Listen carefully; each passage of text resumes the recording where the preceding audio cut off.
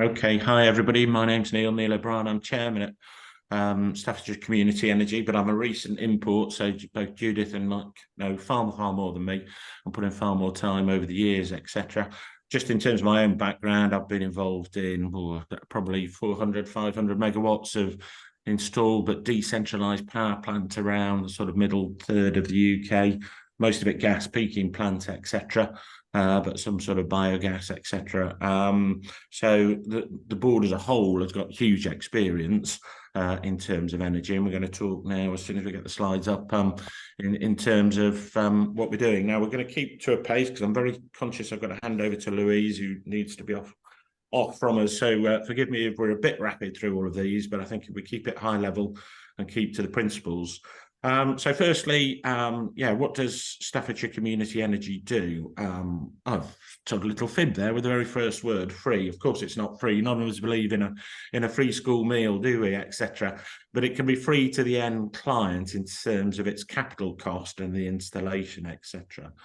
We as a community energy company in this area in Staffordshire, we are in a position to raise funds, invest in good projects, and then sell the electricity on to the local client or to the grid locally and support using locally generated energy in Staffordshire and using it within Staffordshire and trying to create a supply chain and good quality jobs and give greater resilience and greater or lower selling prices and therefore greater economic value to the clients that we're working with.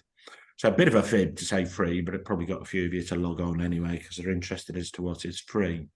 Staff's Community Energy, well over a decade's worth of experience. You see there all of our mug shots there. It does look a bit like a sort of Donald Trump appearance in court, doesn't it? A few of us. Apologies for that for me. A huge range of experience. I mean, we've got Judith and Mike on the call, both in terms of their local networks, their knowledge in the sustainability area.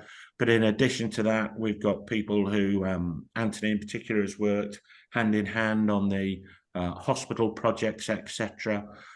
We have a range of knowledge, a range of contacts across the board. What we want to do, having built what we believe are some fantastic projects, such as the hospital, but also projects down as low as small as a village hall. And in fact, our sister companies in the area, sister community energy companies, have done individual residential buildings, a portfolio of residential buildings. So it can be anything from that size right the way through to some of the biggest sites within Staffordshire. If you think about the hospitals, we're generating between us over a million kilowatt hours and saving around 250 tonnes worth of carbon, etc. So having raised some money out of redress, we're on a big push. This set of webinars and the material that you're beginning to see now and the noise that we're trying to make is that we are out, we are open for business, we're looking to expand. The early sites were very much driven by feed-in tariffs. Government policy moves on and obviously energy costs have to be managed, so those have gone, but we still believe we can install energy assets in this area and give clients cheaper energy. So if you just move on a touch, Kate, thank you very much. So how does community energy work, firstly? Firstly, although Staffordshire Community Energy Company will be the sort of local rep, we are part of a national portfolio. Some of the biggest are places like Bath, Oxford, Brighton, etc. Some of the biggest community energy projects. But there's hundreds of community energy companies around the UK. Some of them focused on a single site, some of them, like ourselves, doing or trying to do portfolios. Some of them wind, some of them solar, etc. But it is a big industry that we are part of. It's not some quirky thing. And I think it'll be an area that will certainly grow over the next few years as we continue to push on the green agenda. Our job is to build up relationships with local partners, local landlords, etc., who have got properties that need energy, and then provide them with the funding and with the supply chain to install almost certainly solar, but possibly moving into things like heat pumps, possibly doing some retrofit work, and certainly batteries is a product which will, over the coming 5 to 10 years, move from a slightly left field to bog standard and delivered in a whole series of sites in the years that come. So our job is to be the energy partner on site, to own the assets, to fund the assets, and then to sell the electricity back to the local client. We're normally looking for long-term relationships. Anything between 15 and 25 years is our standard one. That gives us sufficient time to get the payback and return from that. We raise money from a pool of investors. We raise money through our partnership arrangements through companies like Energy for All, who go through to a larger portfolio of investors. And they traditionally get, something between 4 and 6% return, depending on the project, give us long-term visibility on the funding, and therefore that's how we're able to invest, etc.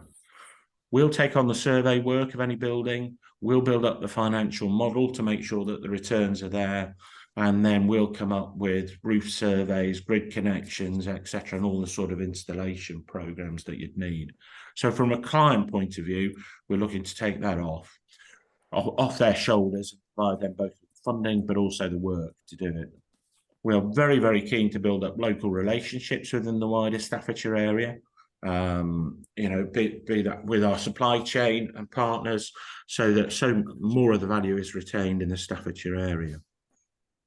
So just moving on, just conscious we're going to be quick on the time. Neil, would you like me to move it to Louise's slide so we can talk about that work? And then yes, I think we'd better just skip, haven't we? And then we'll come back. Okay, fine. Now I'll hand over to Louise, but our assets in terms of the Stoke Hospital, but also Stafford County Hospital, that's our largest site today, and Kate is the recipient and the counterparty to those. So I'll let her talk about how it operates on her particular facility. Thank you. And yeah, I've just got to duck out for half an hour, so I will be back. It's just, unfortunately, I've got quite an urgent meeting at past. So for us, this started, it seems like an age ago. Obviously worked quite closely with Mike and Anthony, and we feel like we've known each other for quite a long time now. So that was back in 2016, and at the time it was quite not a difficult concept for the trust to understand, but it was just different, which posed us with challenges. But I'll go on to that in a second. But the main premise of this is it's obviously a community energy scheme, which all began in 2016, because of probably the main reason was, as many organisations, particularly NHS trusts, we don't have as much capital as we'd like. Our energy costs have always been extremely high, as you can imagine. Electrical demand, particularly significant with all the equipment and services that we have to offer as a large acute trust. And we're always looking at ways to reduce this cost. But of course, for us, there's a key sustainability driver there as well, the carbon emissions. We'd love to have renewables integrated even further. But of course, it's like capital investment. Even though it is invest to save, we still always need capital, which is the problem. So this was born really out of well, we've got plenty of roof space. We want solar PV for resilience from grid, and of course those savings we can achieve. But how can we do it? So I think it was a bit of research on my part, just understanding if there's any kind of way around it, and particularly interested from a public health point of view as well, which is part of my background. So I kind of, I suppose, by fluke stumbled across Staffordshire Community Energy, and I remember phoning Mike up, dropping him an email or something. We had a chat about what's the art of the possible here, and that's how it really started. And of course, it's quite an attractive site for SCE, because obviously we have got a huge amount of roof space. Obviously, there's a lot of plants and equipment. Oh, can everyone hear me? Okay, sorry, there was a bit of a noise then. So that's how it all started, and with the methodology that you've just been through in terms of raising that capital through Energy for All and those ethical investors, we underwent a process of raising 360,000, I think it was approximately, which enabled us to install over 1,000 solar PV panels across both Royal Stoke and County Hospital. Now, the focus of our estate was predominantly on the easier areas. So we have a combination of PFI estates, which obviously is not, it's a lot more complexities. We don't directly own that. It's new estate, which is raised by private finance. But we have a significant retained estate element, which the trust owns and controls, and that is all of County Hospital and some of Royal Stoke. So we focused on those areas. Now, at that time, there were feed-in tariffs, so we managed to secure those through applications to Ofgem, I think it was at the time, and managed to secure those feed-in tariffs just before the feed-in tariffs were going to drop. So I think it was about this time in 2015. And then in 2016, the January, the feed-in tariffs dropped significantly. So we just got in and secured them at the right time. Then internally, we had to go through quite a significant governance process to say, this is the mechanism we're looking to raise the funds. And we would have a lease agreement with SSE. So obviously, we don't own the panels. We lease them to SCE. And after quite a battle, as Jess and other members of the team will tell you, we did get approval to do this. I think because it was a very new concept, the NHS had never seen anything like this before. But moving on to where we are now with the whole elevated agenda of sustainability, net zero carbon, and the links with health, and particularly the energy prices, as well, as you've already mentioned, and of course people struggling cost of living and those links with fuel poverty, which I'll go into in a second. You know, it's becoming more and more compelling, and I think you'd probably have a lot easier experience than what we'd have now. I think people recognise that now, and people just understand it a lot more than what we went through. So I think that's a real positive to take on. So we secured over 1,000 solar panels across our retained estate and have power purchase agreements in place, and obviously lease agreements in place. And our whole premise of this scheme is designed around to alleviate fuel poverty in Staffordshire. We went down the fuel poverty angle because obviously there's a really kind of compelling link, obviously, with energy consumption and efficiency, and obviously being solar panels, but also because it was very compelling across Stoke-on-Trent. We've got really high prevalence of fuel poverty. I think it's about the second highest nationally. So we see a lot of people through our doors with preventable admissions because people are struggling to heat their homes. So there's a really compelling link there for us. Now, what happens is, obviously, we did secure the feed-in tariffs, and we have we purchase 100% of the electricity on site. Obviously, as a huge user, that's no problem for us. It's a relatively small proportion of our energy load. The community fund, which is the exciting bit, is funded really from once all the costs have gone of the scheme in terms of the maintenance and paying back investors. The community fund and our power purchase accumulates, and we have a pot of cash which we spend each year through Beat the Cold. So Beat the Cold is an expert fuel poverty charity in Staffordshire, which I'm sure you've heard of. We refer some of our vulnerable patients from Royal Stoke and County, elderly patients, respiratory patients, and a few others in various areas which are classed as vulnerable. We have electronic referral form which goes to Beat the Cold, so they'll see an NHS number, a name, obviously a lot of information governance we had to go through enabled us to share that data with Beat the Cold. Upon their discharge, Beat the Cold will make contact with the patient through a phone call and arrange to have a home visit. Obviously, all of this is based upon informed consent by the patient.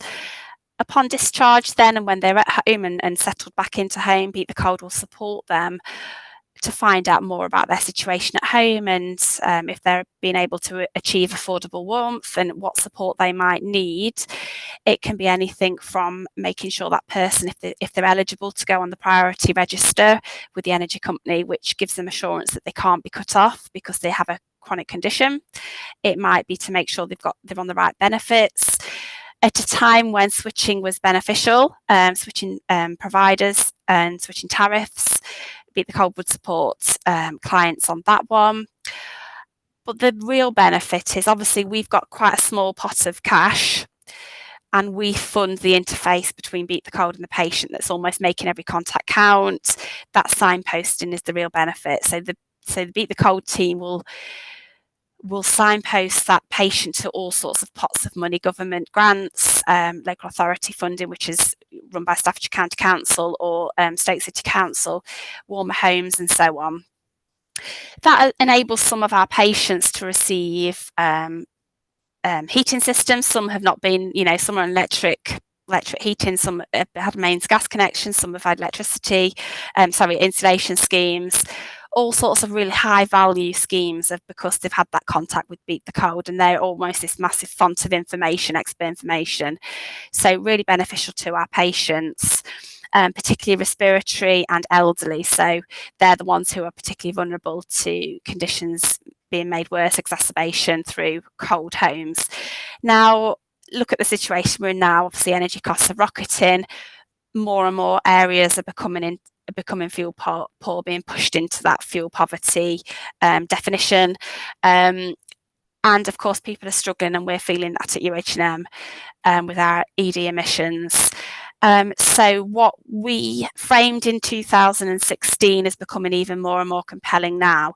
And obviously, you don't have to do a Beat the Cold type approach or fuel poverty approach. There's heaps of other things you could do, but of course, that link with energy is compelling. And for us as a health service, that's really important to us, given the rates of fuel poverty locally. So yeah, Beat the Cold run the intervention. Now, the traction this scheme has got, I can't really stress enough how important this scheme is to us. Even though it's small, the momentum across Staffordshire and Stoke-on-Trent is enormous across the health service. This has been recognised as a system priority. When I say system, I mean all of the health trusts across Stoke-on-Trent and Staffordshire, so the community health trusts, the mental health trusts, also local authorities as well who've got social care responsibilities. It's now being looked at in terms of replication. So a group that Jess and I run across Staffordshire in order to replicate this across the public estate. And we're also looking at removing the referrals from clinical staff, and obviously they're extremely busy. We're now looking at using data, shared health and care data across the system, to say, actually, whilst we know the medical condition of the patients, we can now look at their deprivation status and cross match it. So we're absolutely getting the most neediest of the population, those who will be admitted or readmitted into emergency care unless something is done to support them to stay warm. At the moment, obviously, we see patients, but we don't really know what their economic status is and what their home conditions are like. This data would tell us that, so would be even more impactful. So an awful lot of strategic work is happening on the back of this. So a really, really important scheme and hugely beneficial to the population. So really all thanks to the expertise of Staffordshire Community Energy, Mike and Anthony, absolutely have led us through this step by step, and we have a really great working relationship now, purely because of them being able to. We wouldn't have been able to achieve anything like this if it wasn't for them. So yeah, hugely grateful, a fantastic scheme. So awful lot of information there. I do need to just dash off, but I will be back as soon as I finish this call. It's just on Teams, so I'll just dial out and then back in again if that's okay. That's great. Thank you so much, Louise. And I know your colleague Jess is obviously on the call as well. So if there are any questions, Jess can help answer some of those. So we'll hopefully. Thank you. I'll just leave now and I'll rejoin later. Thank you. Thanks, Louise. So Neil, if I can move you back onto the slide, is that the right place for you? Yeah, this is a traditional. Well, firstly, thank you very much, Louise. And I think it's only right that I echo, the work that Mike and Anthony, who's not on this call, have done on that project is mind-bogglingly impressive, and it's the reason that certainly I became interested in joining when I did, because it's just a fantastic project, and they should be very, very proud of that. So, I mean, what we've got up here is a typical project, energy project, and you could almost delete the word community at the top of this slide, but any project goes through this lifeline. You go through initial phase one, where you're appraising things, you're looking at your initial energy demand within a building and the cost of that. You're probably looking at your half-hour data, and you're trying to work out whether this an investment in renewable energy is going to give you an economic payback. Yes, there will be some people who invest purely because it is renewable. It is the right thing to do. But let's face it, most of us, or most businesses, or most of us need a return to justify it as well. So there's always a financial model in there. Once you've got some numbers that seem to stack up, or an argument for it to stack up, then most of us go through a more detailed phase. We're looking at structural surveys, grid connections. If you're looking at solar panels, it's what is the quality of the roof, the pitch of the roof, is it north, south, east, west facing, etc. So that's the point where you really firm everything up, nail things down, get detailed quotes in and costings to try and ensure that all of the costs have been built into the project. And then phase 3 is when we go into the build, etc. So we as a community energy company are looking to do all of that. And so if any of you are on the supply chain, we're wanting to speak to people early to make sure that they're built in and that we're understanding our cost base, etc. If you are a client on this call, we want to understand what your energy demand is, how your operations work, and how we could use any excess energy on your site. Electric vehicles are becoming very, very normal now. Most firms are beginning to think about putting some charging points in car parks, etc. So how we can work with you over a number of years on a number of ideas to sort of become your long-term energy partner. So rather than just talk about a sort of typical project, just to highlight a few differences in terms of where we are as a community energy, we are looking to do 100% green energy. So we will not be recommending installing a gas recip engine, etc. The obvious ones are solar and wind, but heat pumps and batteries are first cousins in that industry, and I'm sure we'll be involved in those sorts of things as time goes on. So that's one of our key differentiators. We are looking to do green energy here. We are always looking for a community benefit. You've just heard talk of that and how that works in hospitals, and it is an absolute winner. So any firms or from the council's point of view, you've clearly got to be thinking about wider ESG matters, and we feel that we're a natural counterparty for that. We can provide a community fund, and we can do that because our investors, our funders, they're not private equity, they're not utilities who have huge overhead bases that they have to recover. They're not private equity looking for huge rates of return and guaranteed rates of return of double digits, etc.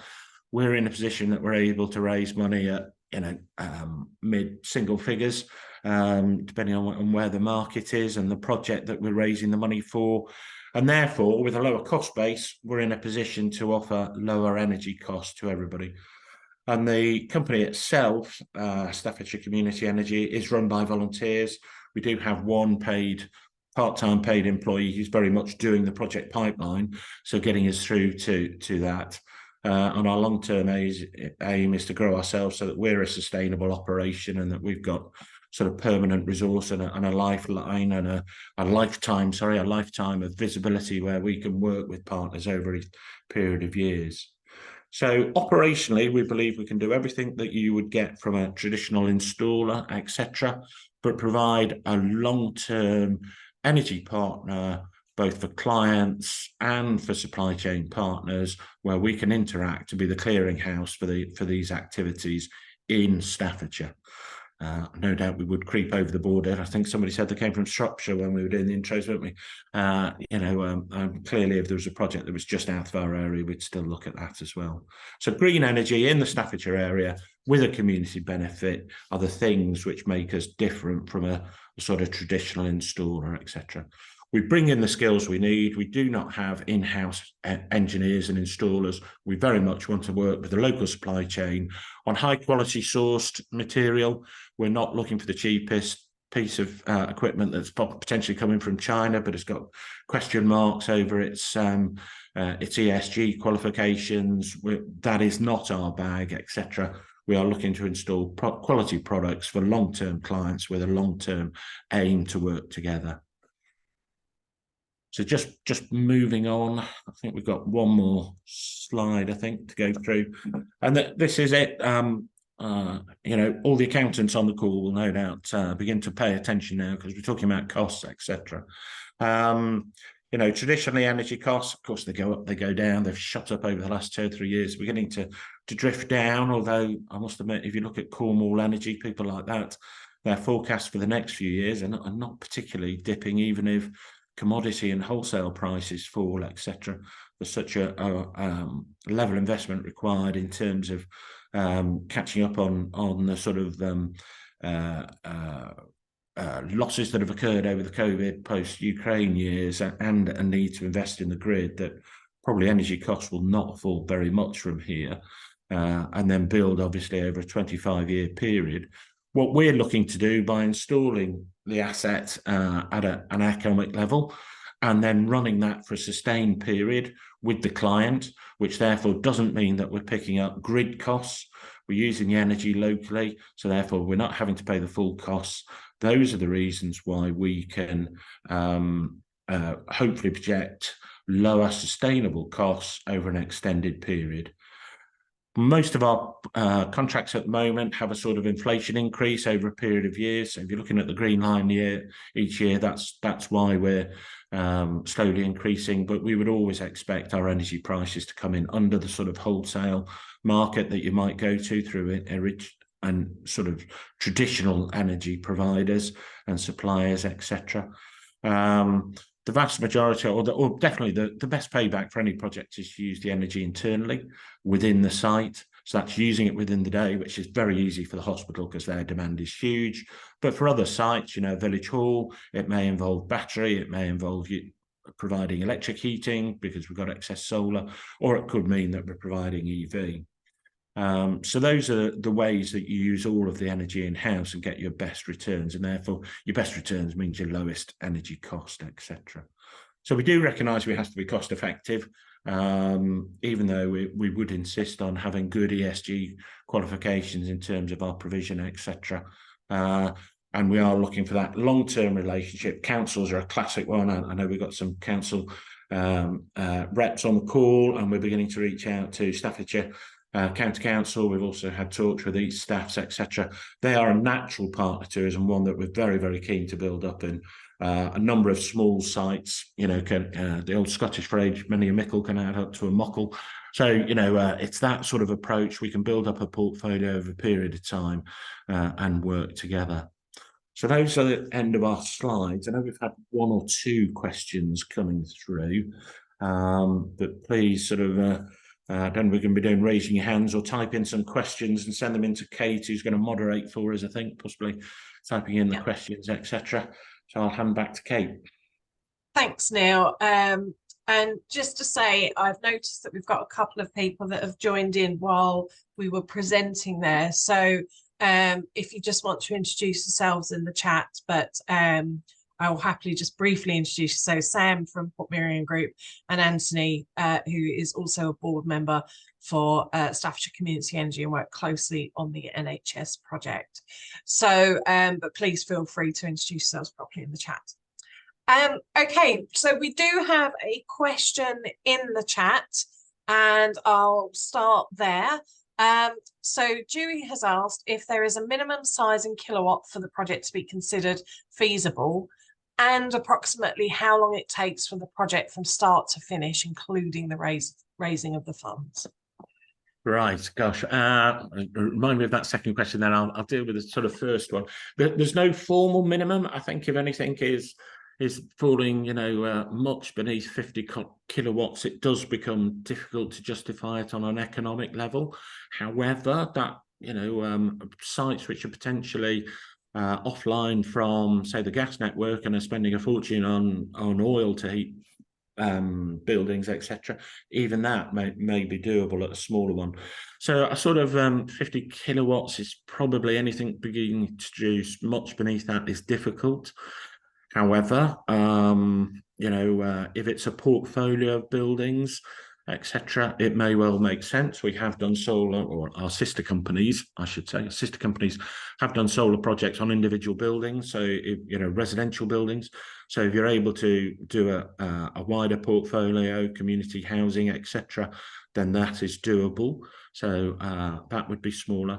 And just to put that in size, because I've talked energy speak there, and you might think, oh, what does that mean? I think a decent sized village hall is certainly doable. Primary schools, yes, and any buildings bigger than that.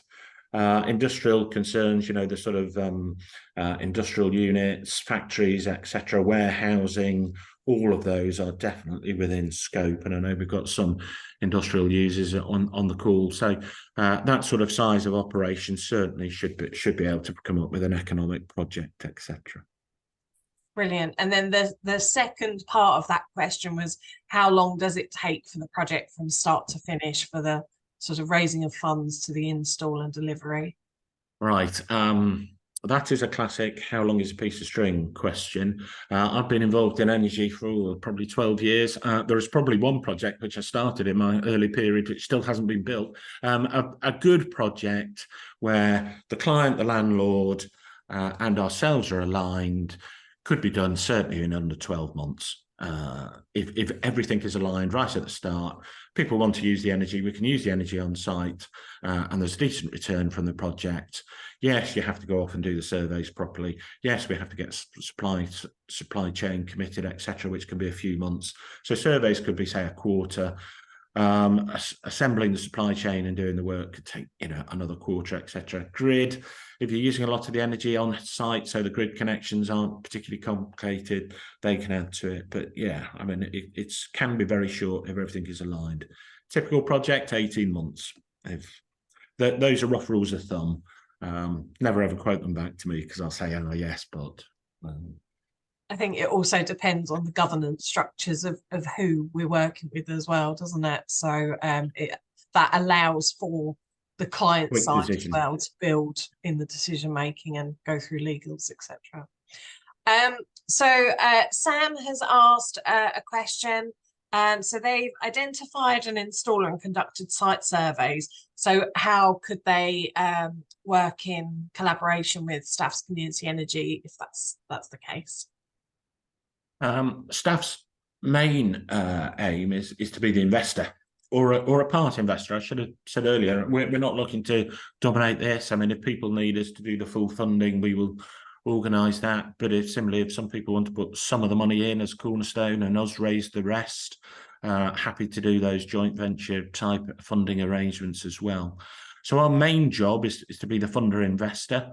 And then create a project which is going to run for a sustainable period. That sort of 15 to 25 years is the sort of sweet spot that we've been talking about, finding clients who want to work, and therefore also assisting on the community benefit side. So the project, the excess or the surplus that's coming out of the project, we can look after that and make sure it's being redeployed back into a community benefit, which ticks another ESG box for the firms that we're working with, etc. So we do not have a predetermined, you must use this supplier for this particular job. We're quite happy to work with a range of partners on certainly different energy types, etc. And our main job is to do the funding, stroke being the long-term partner. Brilliant. Hopefully that answers your question, Sam, and perhaps worth a more detailed conversation off call to go through any specifics. So I'm sure there are a few more questions that have come out of that answer. So would there be any other questions on the call that anyone has any question marks around? Could I, oh, sorry, go on, Judith, you've unmuted. Well, I was going to raise my hand, but I couldn't find the thing to raise it. I was just going to say with the community fund, because I get involved more with that side, is that we don't stipulate what you've got to do. So if you've got a company or organisation pet thing that you're really interested in and might be really local, then the money would go to that. It's we give you the mechanism to do it, really, rather than stipulating it's got to be to beat the cold, or the other projects we've got they're to do with people getting more involved with nature. So there's just a massive range of all sorts of things. Yes, it's very much a partnership approach, isn't it? One of the questions that comes up a lot is around maintenance as well. So when we're speaking with potential sites, we're asked about what happens to the panels once they're on the roofs. How are they maintained? I'll take that one. I mean, the full, whilst they're under our ownership, the full maintenance, etc., is provided by ourselves. We're lucky. Solar is not maintenance intensive. It has annual inspections, regular cleans to maximise production, etc. But none of that is rocket science. Where occasionally you do get an issue, you know, the storms that come through, you might get a panel that's been dislodged, etc. But we would take on all of that and make sure that, you know, if a string was down, that it would be repaired and brought back into operation, etc. So that's part of our role. Brilliant, thanks, Neil. And I've just noticed that Mike has put a comment in the chat there that Staffordshire Community Energy have conducted projects within a 6-month time period or less. I think, as you say, it is how long is a piece of string? Because it very much actually depends on a lot of the sort of governance, and that leads me on to the other question, unless anyone's got any burning questions. Yeah, Kevin? Yeah, I was just interested. It sounds fantastic, what you're doing. I'm very interested in the length of the PPA and the agreement. It's, you say 15 to 25 years, and then does the you just hand over ownership of the panels at the end of the contract, do you?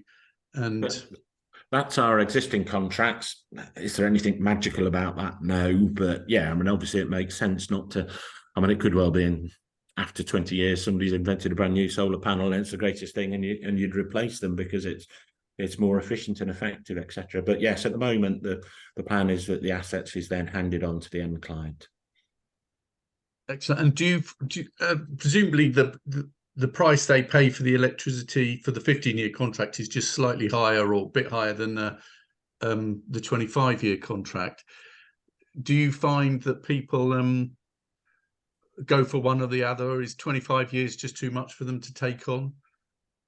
I think the natural inclination for most people is, I mean, the assets certainly last 25 years, so why not do a 25-year project? But I suppose there are some industrial firms who just struggle to think that far ahead, and, you know, will we really be about? I've also spoken to one or two in the farming community who are going to hand the farm on to the family and don't want to hand on a difficult, complex contract at the end, so they're happy to pay a bit more to have a clean edge at some point in the future. So no two clients are the same, and we don't come with a you must type attitude. It's whatever works within the numbers and for everybody. Brilliant, thank you.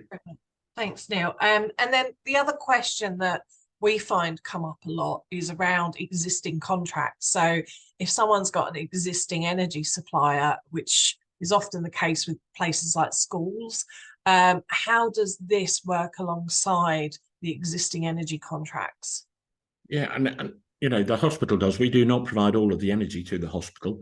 We provide some of the energy to some of the buildings, and they buy in their extra demand from, you know, a traditional broker wholesale market. So that's very, very standard.